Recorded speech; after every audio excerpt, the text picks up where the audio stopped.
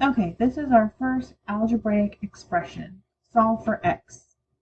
X times 5 equals 20. So we have to figure out what x equals so that we can multiply it by 5 to get 20. So you can kind of start by just trying a couple of different numbers. So we're going to try 3 times 5. So we're going to count by fives. 5, 10, 15. That doesn't equal enough. So that isn't going to work.